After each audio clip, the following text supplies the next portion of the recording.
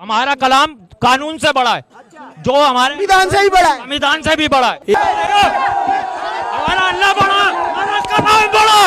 ला इलाहा इल्लल्लाह। अस्सलाम वालेकुम दोस्तों, रोड के ऊपर मीडिया वाले आ चुके हैं, सवाल कर रहे हैं यूनिफॉर्म सिविल कोड से मुतालिक। व्हाट्सएप के ऊपर लोगों ने स्टेटस लगाना शुरू कर दिया है जिस पर लिखा है आई रिजेक्ट यूसीसी। लेकिन सवाल ये उठता है कि अचानक यूसीसी की बात कहां से आ गई। प्राइम मिनिस्टर मोदी का कुछ दिन पहले स्टेटमेंट आया था जिसमें उन्होंने यूसीसी की बात की थी कि यूनिफॉर्म सिविल कोड के नाम पर ऐसे लोगों को भड़काने का काम हो रहा है। आप मुझे बताइए, एक घर में परिवार के एक सदस्य के लिए एक कानून हो, परिवार के दूसरे सदस्य के लिए दूसरा कानून हो, तो क्या वो घर चल पाएगा क्या? बस इतना सा स्टेटमेंट था। लेकिन यहाँ पर किसी को नहीं पता प्राइम मिनिस्टर किस बारे में बात कर रहे हैं, या फिर वो रिजर्वेशन की बात कर रहे हैं, या फिर जो कीरपन रखने का कानून होता है उसके ऊपर बात कर रहे हैं। What is the UCC? I still don't know what the Prime Minister means by the UCC. He must first articulate what it means. खुद बीजेपी वालों को भी नहीं पता कि यूसीसी के अंदर क्या कानून आने वाले हैं। लेकिन हमारे लोग क्या करते हैं, जज्बात में आ जाते हैं, कुछ पता नहीं होता, रोडों के ऊपर आके ये देखिए नारे लगा रहा है। लेकिन दीन तो हमारा ये सिखाता है कि पहले सामने वाले की पूरी बात सुननी चाहिए। लेकिन हमारे लोग दीन पे नहीं चलना चाहते, बस अपनी बात बोलना चाहते हैं। पंजाब के शाही इमाम को तो आप लोग पहचानते होंगे, इन्होंने यूसीसी से मुतालिक बहुत ही अच्छी बातें बताई है। लेकिन इसके वास्ते पूरा वीडियो देखना पड़ता। मौलाना के बयान को सुनिए और ज्यादा से ज्यादा लोगों तक शेयर करिए। पिछले 15 दिन से मीडिया ने एक माहौल तैयार कर दिया टीवी पर, व्हाट्सएप के ऊपर, कि जी कॉमन सिविल कोड आ रहा है, मुसलमानों की ये हो जाएगा। और बड़े बड़े लोग इसमें, गिनती के चंद मुखलिस लोगों को छोड़कर बड़े बड़े लोग इसमें आ गए मुसलमानों की तरफ से कि ऐसा होने वाला है, वैसा होने वाला है। कोई मुसलमानों को डरा रहा है, कोई मुसलमानों को उकसा रहा है, कोई मुसलमानों को धमका रहा है। अरे अल्लाह के बंदे, करना क्या चाहते हो, क्या बताना चाहते हो कौम को? अलग अलग तरह के मैसेज आ रहे हैं, मौलवियों को आ रहे हैं कि जुमे की नमाज में बताओ इस्लाम को खतरा है, इस्लाम को खतरा है या तुम्हारी कुर्सी को खतरा है। फिलहाल जो पिछले 75 साल से मुसलमानों के सौदे करते आए हैं, उनको खतरा महसूस हो रहा है कि इस्लाम को खतरा महसूस हो रहा है। बहुत सारे लोग समझ रहे होंगे कि हम तो समझ रहे थे कि लुधियाना से पैगाम आएगा कि कॉमन सिविल कोड के खिलाफ सड़कों पर उतरो।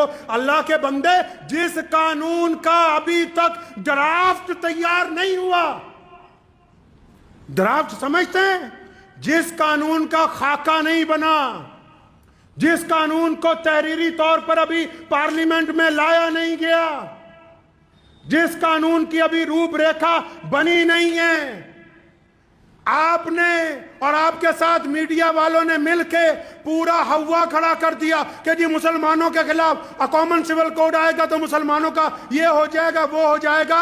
मैं मुसलमानों को कहना चाहता हूं कि जो लोग पोलराइजेशन की सियासत कर रहे हैं, मुसलमानों का नाम लेकर देश में बांटने की बात कर रहे हैं, ऐसे लीडरान के पीछे, ऐसे मौलवियों के पीछे चलने की कोई जरूरत नहीं है।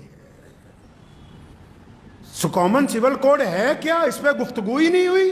बड़े बड़े ऐलान आ रहे हैं। हम कब कहते हैं कि हम शरीयत छोड़ देंगे? दुनिया की कोई ताकत नहीं है। कौन है जो आपको कह दे कि आप शरीयत छोड़ दें? कॉमन सिविल कोड है क्या, उसकी रूपरेखा क्या होगी, वो बनेगा कैसे?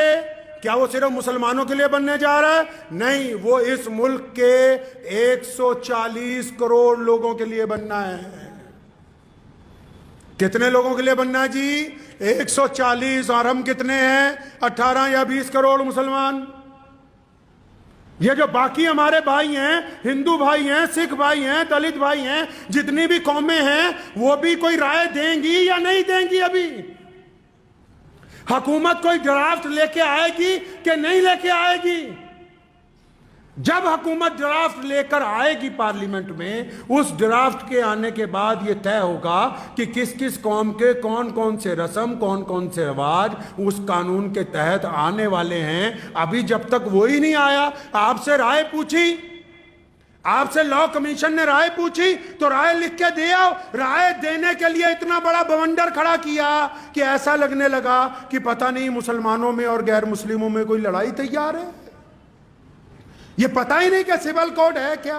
थाना एक है, अदालत भी हर शहर में, एक ही है, कोई जुर्म हो जाए, पंगा हो जाए, कोई अदालतें बटी हुई हैं, कोई थाने कचहरियां बटी हुई हैं कि यहाँ फलां बरादरी के लोग जाएंगे, फलां के नहीं। इंडियन पैनल कोड एक ही है। तो अब ये कॉमन सिविल कोड क्या है?